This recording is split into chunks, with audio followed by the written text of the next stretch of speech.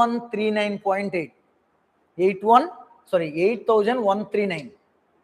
8,139 square kilometres ఉందండి protected area. గుర్తుందా మీకు? ఇంతకు ముందు రికార్డెడ్ ఫారెస్ట్ ఏరియా చెప్పినప్పుడు రెండు చెప్పాను, రిజర్వ్డ్ ఫారెస్ట్, ప్రొటెక్టెడ్ ఫారెస్ట్ అని. సో ఇది ప్రొటెక్టెడ్ ఫారెస్ట్ మాట. అంటే మీరు national park, wild life sanctuaries ఇవన్నీ పెట్టి ప్రొటెక్ట్ చేస్తున్నారు, అందుకే ప్రొటెక్టెడ్ ఫారెస్ట్ అంటారు.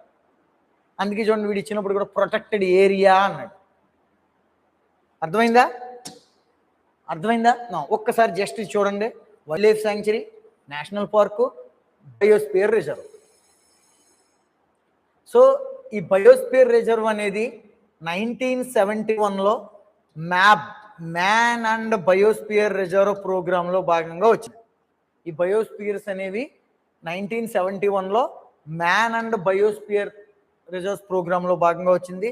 ఇండియాలో మొత్తం 18 బయోస్పియర్ రిజర్వ్స్ ఉన్నాయండి.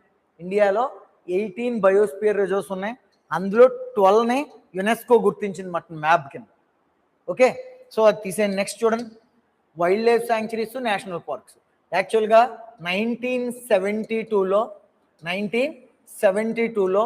వైల్డ్ లైఫ్ ప్రొటెక్షన్ యాక్ట్ అని ఒకటి తీసుకొచ్చారు.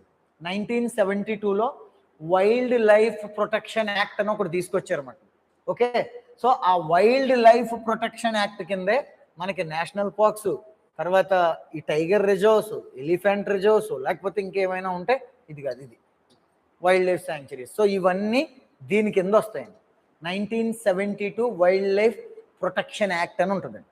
1972. సార్ ఎందుకు 1972లోనే పెట్టారు, అంతకు ముందు ఎందుకు పెట్టలేదు అని డౌట్ వస్తుంది. 1972లో యాక్చువల్గా 1968లో మనకి ఒక మీటింగ్ జరుగుతుంది వీళ్ళందరి మధ్య. అయితే వీళ్ళందరూ అనుకున్నప్పుడు ఫైనల్గా 1972లో స్టాక్హోమ్లో కన్వెన్షన్ పెడతారు. స్టాక్హోమ్ కన్వెన్షన్ అని చెప్పి బయోడైవర్సిటీని ప్రొటెక్ట్ చేయాలి అని చెప్పి.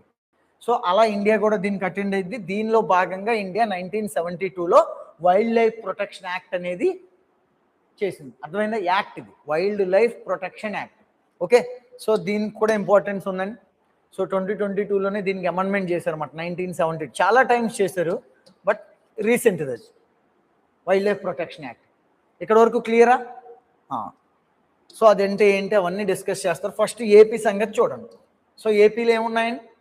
13 వైల్డ్ లైఫ్ శాంక్చురీస్ ఉన్నాయి, 3 నేషనల్ పార్క్స్ ఉన్నాయి, ఒక టైగర్ రిజర్వ్ ఉంది, ఒక ఎలిఫెంట్ రిజర్వ్ ఉంది, ఒక బయోస్పియర్ రిజర్వ్ ఉంది.